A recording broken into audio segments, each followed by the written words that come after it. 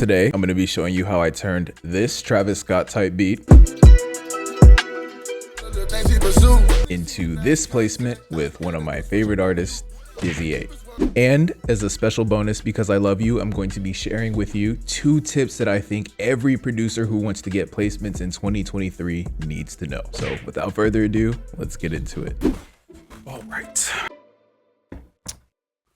Let's break down this banger. The first really cool part about this beat is the guitar, of course, and this was done by my boy Pure Dandy.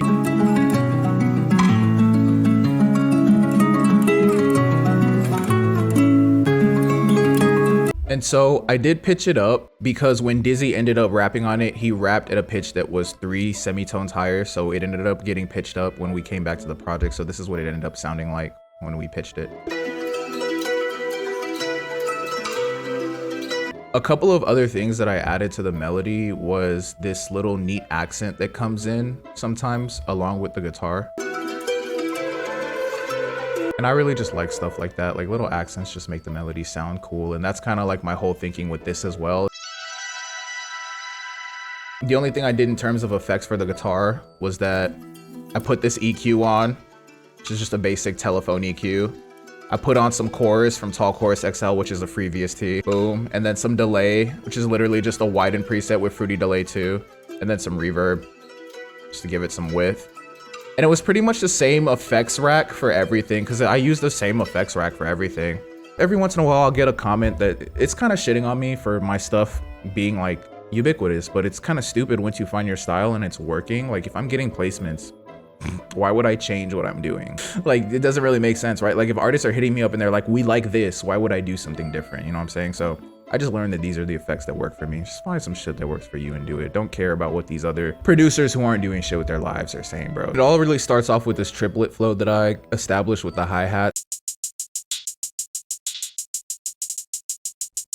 And I think that's really cool because artists love that triplet flow anyways. So then I tossed in this open hat. Pretty standard stuff. And then I started to add in snares. And then I added another snare. It's like less of a rim and more of like an actual just like heavy snare, and again on a triplet flow. Then the last drums are just the heavy bass elements that kick in the 808.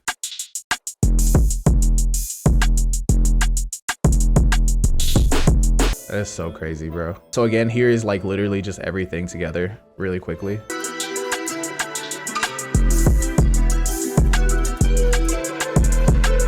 Awesome. Again, shout out to my boy Pure Dandy. I don't know if I already said that. The man is a genius. I'm gonna drop his info below. Go follow him. Awesome. And so there's this thing that I do whenever I finish a beat that I really like for the day. I'll just, you know, post it on my story. They have this new function where you can post up to an entire minute, and they make for good snippets, and artists and producers alike tend to like it. But after posting this beat on my story and getting this DM from Dizzy, I knew I was onto something. And that brings me to my first tip about getting placements in 2023 for producers, and that's posting your work consistently. Whether it's Kavi or Try Free, something that I've noticed from talking to a lot of successful internet producers is that they post their work consistently. And whether it's because you're getting visibility or because you're just getting more reps with the actual work, it seems to be something that's really important if you actually want to make progress with this. So that would be my first tip for you. Find a lane and post on that lane consistently. You want to learn how to find your lane? Check out this video appearing on the screen now. I covered it in pretty excruciating detail for you there, and I think it'll be super helpful. And this actually allows us to segue pretty nicely into tip number 2, which is potentially even more important. Now,